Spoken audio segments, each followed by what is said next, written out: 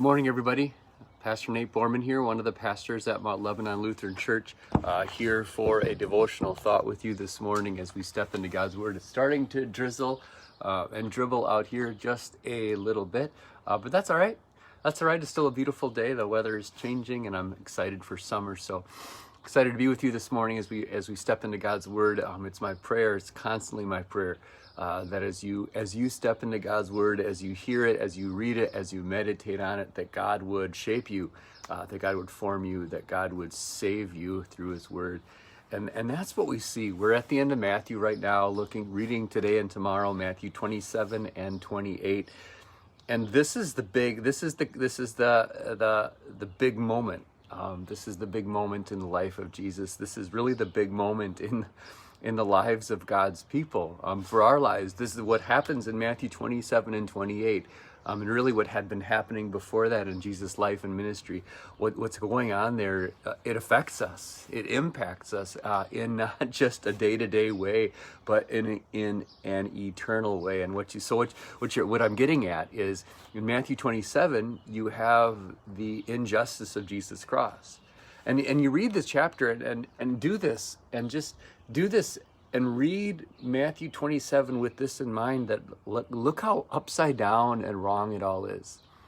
You have Jesus who is condemned. You have Jesus standing before Pilate, and the trial is anything but just. The process, the verdict, none of it is just, none of it is fair. Jesus ends up on the cross. He's going out to the cross, and look how he's treated. What did he do? You read through the sections, and you wonder, what in the world did Jesus do to deserve that kind of treatment from people as he walked out? It's all unjust. Even on the cross, the people who are on crosses next to Jesus, they're too giving it to him, right? It's so unjust. And then he's laid in the ground like an ordinary, just like a criminal, right? It's so unjust. It's so upside down. Even his own Father abandons him when he's there on the cross. What's going on? It seems so upside down, and yet here's the beauty. Because he was condemned, we will not be condemned. Because the Father abandoned him, we will never be forsaken. You have to understand that about our lives. Good morning, Bill. You have to understand that about our eternity. What's going on in Matthew 27? If we read Matthew 27 and all we do is say, "Oh boy, this is bad. This is unjust.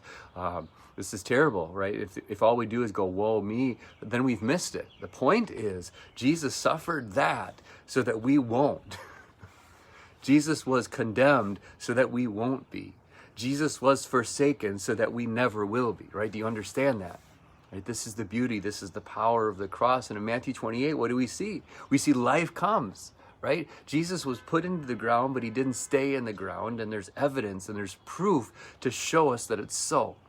Right? The women, they go look at the tomb and he's not there. Everything about Jesus' life, everything about Jesus' ministry, right? It's validated. It's vindicated. Jesus there on the cross, he proves to the whole world, this is who I am. I'm alive. And then, see, we come to the cross. We come to the empty tomb. And then what does Jesus do? Then we go. He says, go, right?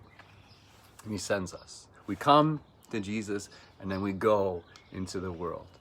This is the big deal. This is the big moment in the life and the ministry of Jesus. It's a life and a moment in his life and ministry that impacts us today, not just in a day-to-day, moment-by-moment way, but in an eternal way.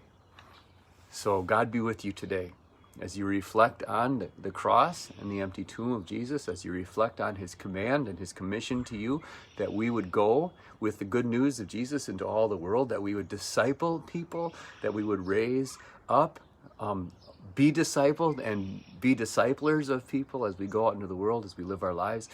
God be with you. And as you go for him today, as you go on his behalf today, that all the world may know. And know this, as you go, what does he say? The last words of Matthew, let them ring in your ears. Surely I will be with you always, to the very end of the age. This is God's promise to you as you go today. The Lord be with you all today and grant you his peace.